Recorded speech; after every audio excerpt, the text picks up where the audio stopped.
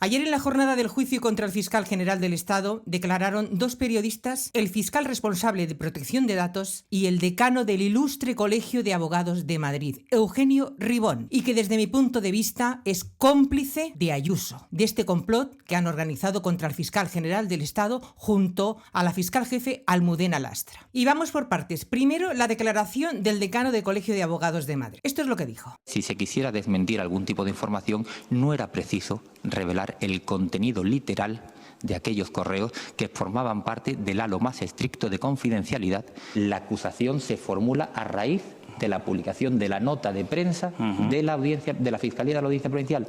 Ese es el detonante y ese es el motivo que genera la alarma y el desconcierto absoluto en la... Bueno, el contenido de los correos ya habían sido públicos por los medios de comunicación, ya se sabía el contenido. Y esto ha sido la justificación para que el decano Eugenio Ribón del Colegio de Abogados de Madrid, cómplice de Ayuso, para interponer la denuncia contra el fiscal general del Estado, porque fue uno de los primeros en interponer la denuncia. A los 4 días de salir el fiscal general del Estado para emitir ese comunicado desmintiendo el bulo de Miguel Ángel Rodríguez, de ese acuerdo de conformidad con la Fiscalía de Delitos Económicos por parte del novio de Ayuso, el Ilustre Colegio de Abogados de Madrid, a los 4 días, pone la denuncia contra el fiscal general del Estado por la filtración de ese correo, alegando posible vulneración del secreto profesional entre abogado y fiscalía. Y con esta actuación de interponer la denuncia contra el fiscal general del Estado, resulta que el Colegio de Abogados de Madrid actúa de una manera atípica, porque ha reconocido que el abogado del novio de Ayuso no solicitó amparo institucional ante el Colegio de Abogados de Madrid, y porque el objetivo de ese ilustrísimo Colegio de Abogados de Madrid no es intervenir en casos mediáticos, es defender los derechos de sus colegiados.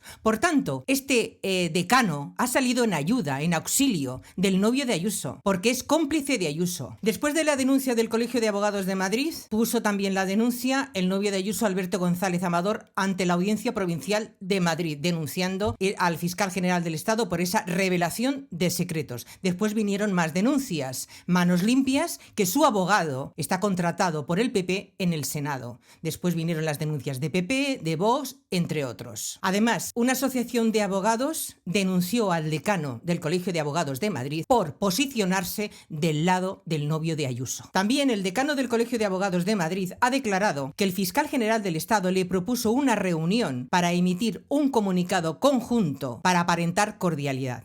Recibo también un mensaje del don Álvaro García Ortiz, del fiscal general, proponiéndome entrevistarnos al día siguiente a las 11 de la mañana en la sede de la Fiscalía General del Estado.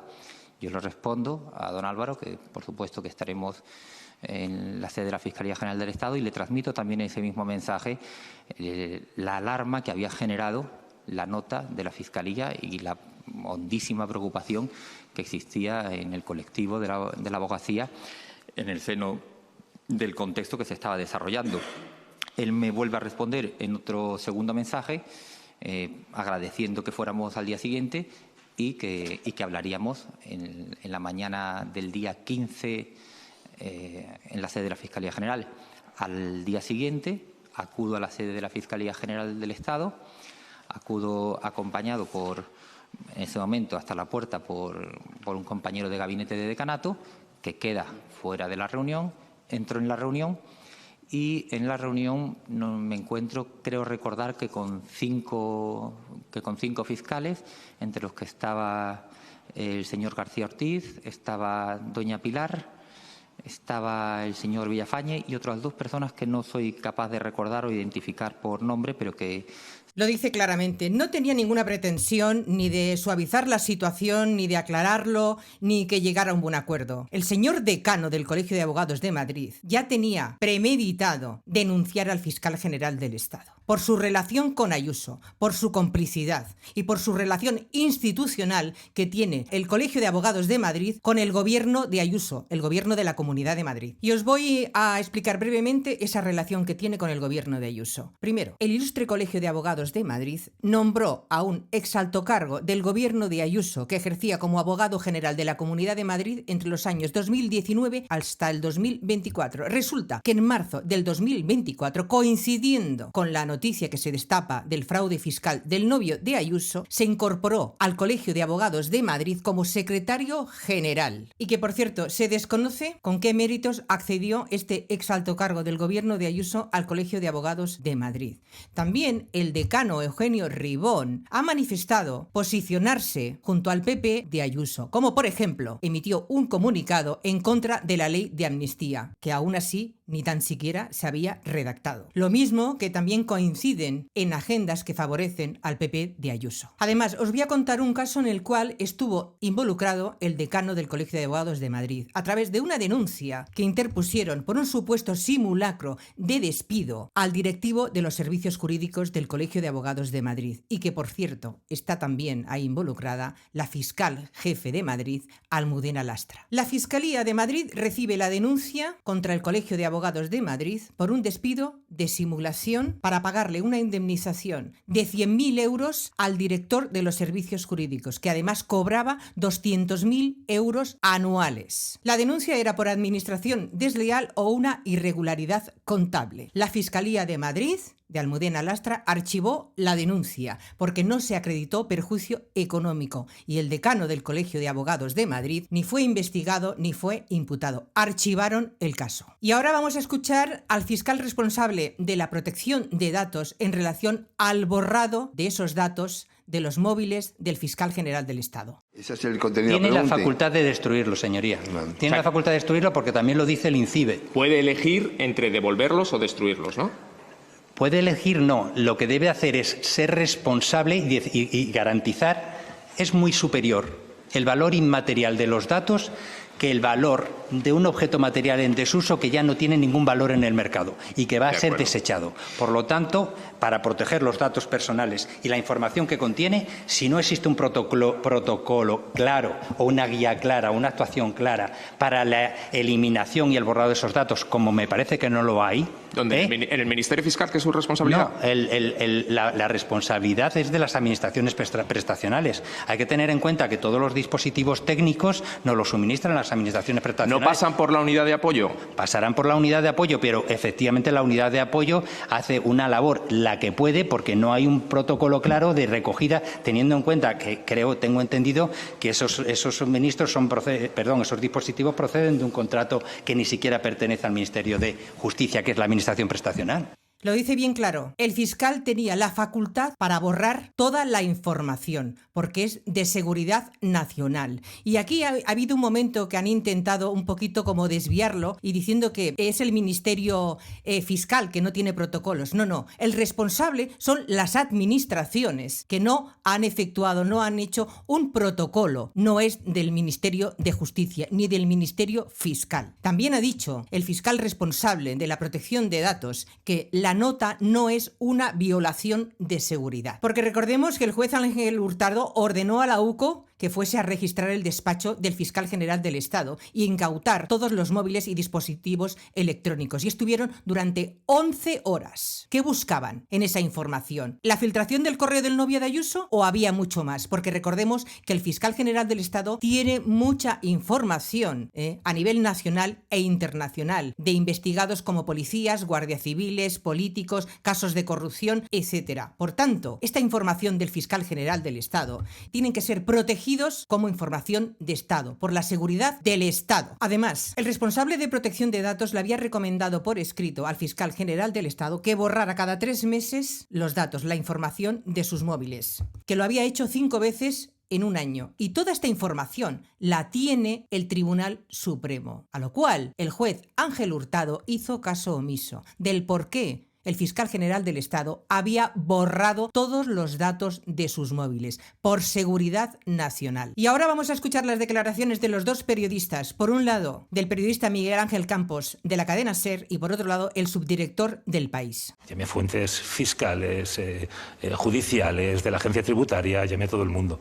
Y bueno, pues estás llamando eso durante toda la mañana hasta que aproximadamente a las 2 y pico de la tarde pues hablo con una persona por teléfono a la que llamo y le comento si era cierto esto, si era verdad que la pareja que